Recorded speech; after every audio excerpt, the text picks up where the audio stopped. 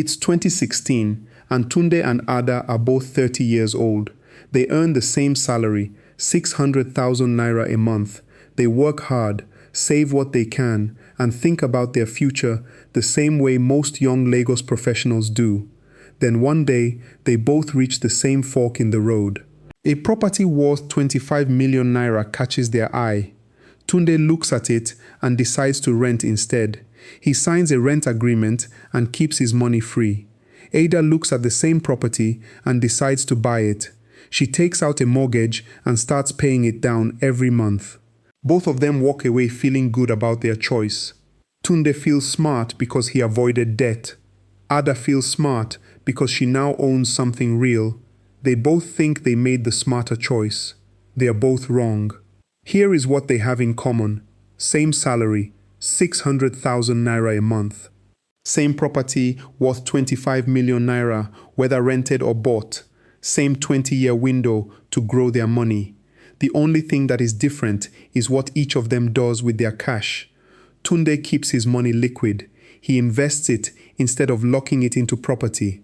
Ada puts her money into a mortgage. Her cash turns into equity, slowly, month after month, for 20 years. That is the entire difference between them. Not effort, not income, not luck. Just one choice about where money sits. So forget what your gut tells you about renting versus buying. Forget the arguments you have heard at parties or from family. In this video, we run the real math, year by year, Naira by Naira, to see who actually wins after 20 years. Section 1. On day 1, the two of them feel completely different things. Tunde feels light. He has no debt hanging over his head. He does not have to worry about repairs or plumbing or a leaking roof. His money sits quietly in his account, ready for anything. In fact, he has 150,000 Naira more in his pocket this month than Ada does. He feels free, and freedom feels good.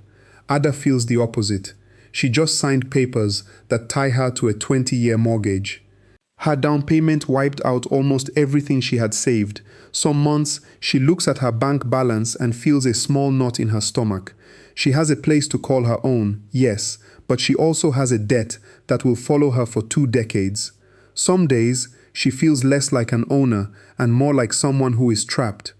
If you asked either of them who made the better choice, they would answer with their gut.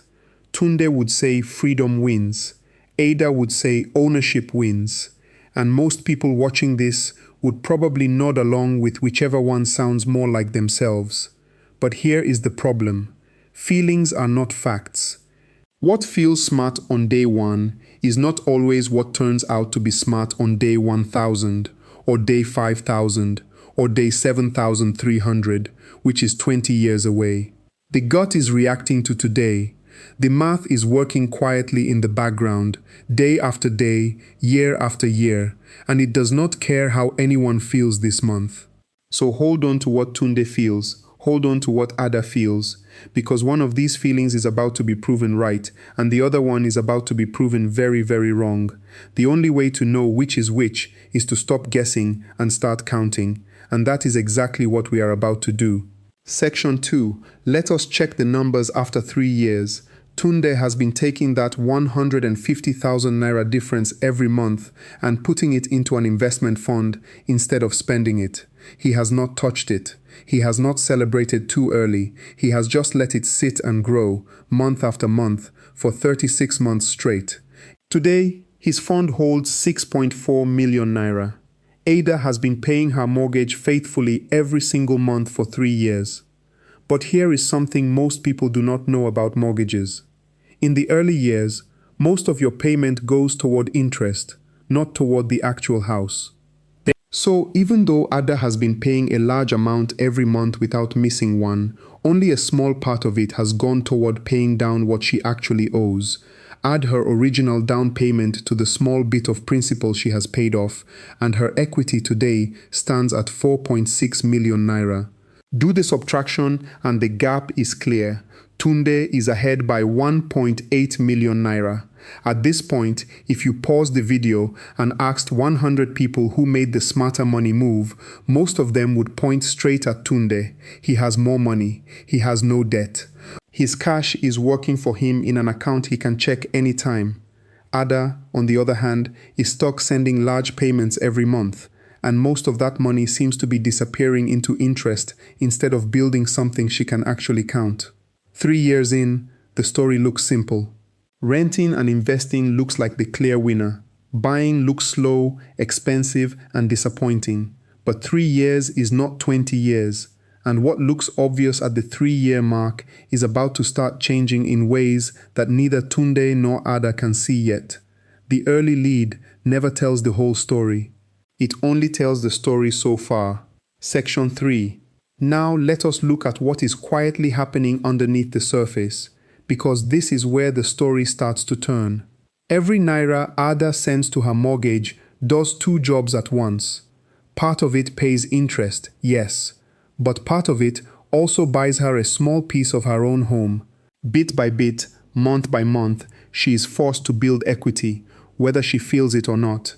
And the home itself is not standing still either. Property in Lagos tends to grow in value over time, so while Ada pays down her mortgage, the actual worth of her home is also climbing. She is building ownership and gaining value at the same time, even in the months when it does not feel like it. Tunde's rent does not work that way at all. Every Naira he pays his landlord buys him one thing only: permission to stay another month. When that month ends, the money is gone. It does not come back. It does not turn into equity. It does not turn into anything he can sell later. It is a pure expense, start to finish. And there is something else working against Tunde in the background. His rent does not stay the same.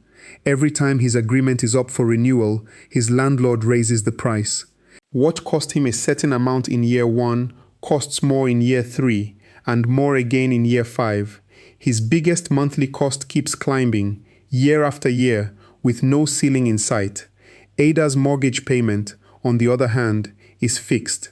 Whatever she agreed to pay in 2016 is the same amount she pays years later. While Tunde's rent quietly grows heavier every renewal, Ada's payment stays exactly where it started. So here is the shift. Tunde's biggest cost is rising and buying him nothing. Ada's biggest cost is frozen in place and buying her more and more every single month.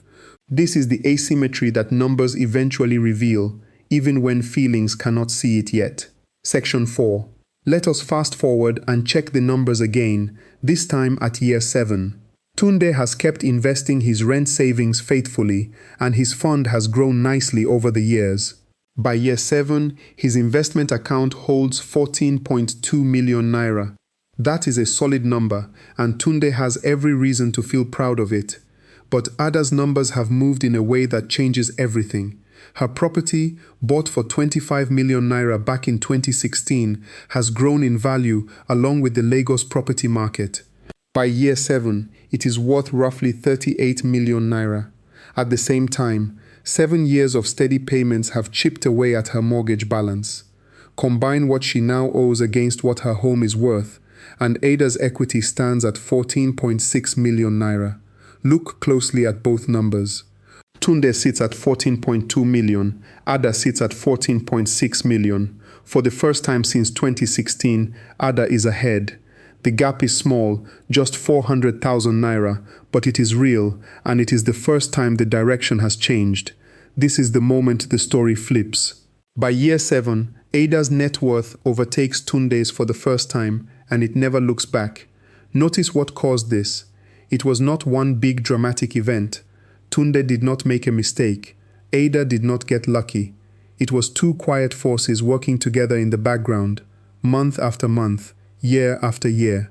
Her home kept rising in value, while her rising rent, if she had chosen Tunde's path, would have added nothing. Her payments kept converting into ownership, while Tunde's rent kept converting into nothing at all. Tunde is still doing everything right. He is still investing consistently. But the math underneath Ada's mortgage has been compounding in 2 directions at once, and by year 7, that quiet compounding has finally caught up and passed him. Section 5. Now let us be fair to both sides, because so far we have only counted the obvious numbers. There are hidden costs on both sides of this story, and they matter too. Start with Ada. Owning a home comes with costs beyond the mortgage. There is an annual tenement rate, the closest thing to property tax in Lagos, costing her roughly 80,000 naira a year. When she first bought the home, she paid legal and agency fees of about 1,200,000 naira, money that vanished the moment she signed. Every year, small repairs, a leaking pipe here, a faulty socket there, cost her close to 200,000 naira. She also pays home insurance, roughly 100,000 naira a year, to protect against fire or flood damage. And there is one more hidden cost, easy to miss. That original down payment, several million naira, could have been invested elsewhere. Instead, it sat locked inside the property, which means Ada gave up whatever growth that money could have earned somewhere else. Now look at Tunde. His hidden costs are just as real, even though they are less visible. His rent keeps climbing every time his agreement renews, quietly eating into the gap he built early on.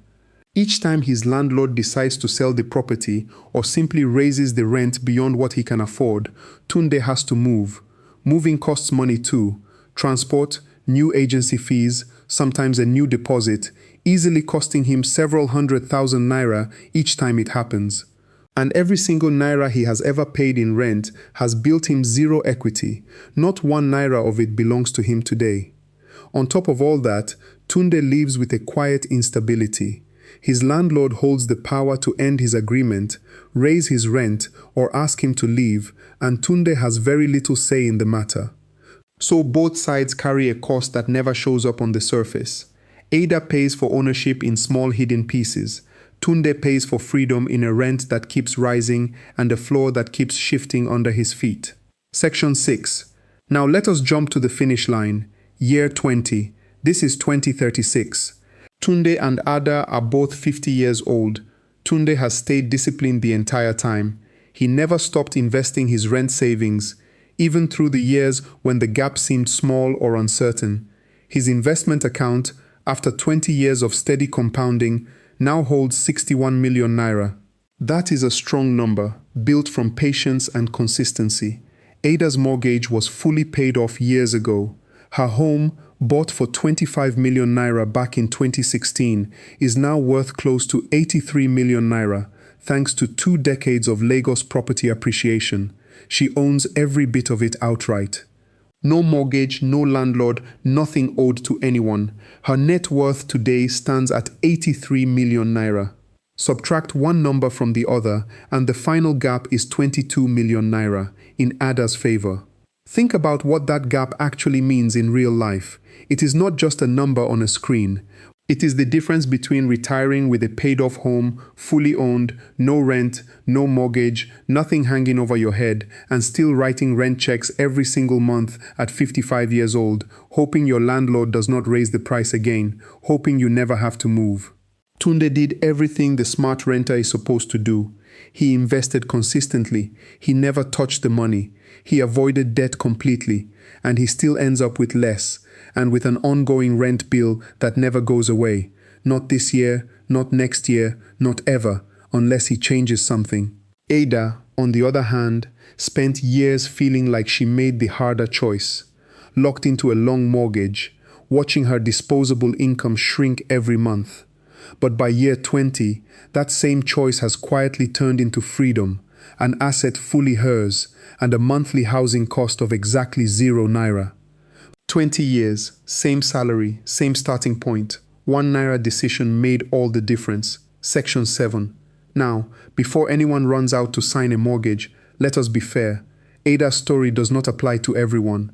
There are real situations where renting actually wins, and they deserve honest attention. First, think about someone whose job moves them around often. A banker who gets transferred every 2 years, or a consultant who might relocate to Abuja or Port Harcourt without warning. For that person, buying a home in one city can turn into a trap. Selling a property quickly often means selling below its true value, and the fees involved in buying and selling repeatedly can wipe out any gains from appreciation. For someone like this, renting keeps them light on their feet, and that flexibility is worth real money. Second, think about a property market that is not rising steadily like Lagos has over the past 20 years. In some towns and smaller cities, property values have stayed flat for a decade or even dropped because of poor infrastructure, insecurity, or a shrinking local economy. If Ada's home had grown by nothing instead of growing to 83 million naira, her whole advantage disappears. The math in this video depends heavily on property values rising. Where that is not true, buying loses much of its power. Third, and this one is personal rather than mathematical, think about someone who says they will invest the difference but never actually does it. Tunde's entire advantage came from discipline. He took that 150,000 naira every single month for 20 straight years and never touched it. Many people say they will do this and then quietly spend the extra cash on small upgrades, nice dinners, or new gadgets. If that money never makes it into an investment account, Tunde's whole side of this comparison collapses. In that case, renting was never actually beating buying. Renting was just being outspent along the way. So the real question is never simply rent versus buy. The real question is which one fits your actual life, your actual city, and your actual discipline. The math favors owning when prices rise and payments stay fixed, but the math only works if the person on the other side truly invests what they save, month after month, without fail, for 20 years straight. Section 8. So what is the real lesson underneath all of this? It has nothing to do with renting or owning. Tunde did not lose because he rented. Ada did not win because she bought. Both of them made a reasonable choice with the information they had at the time. The real trap is something much quieter. The real trap is trusting the feeling of a decision to tell you the math of a decision. Tunde felt free on day one, and that feeling was completely honest. Ada felt trapped on day one, and that feeling was honest too. But neither of those feelings had any idea what would happen by year 7, or year 15, or year 20. Feelings only know about today.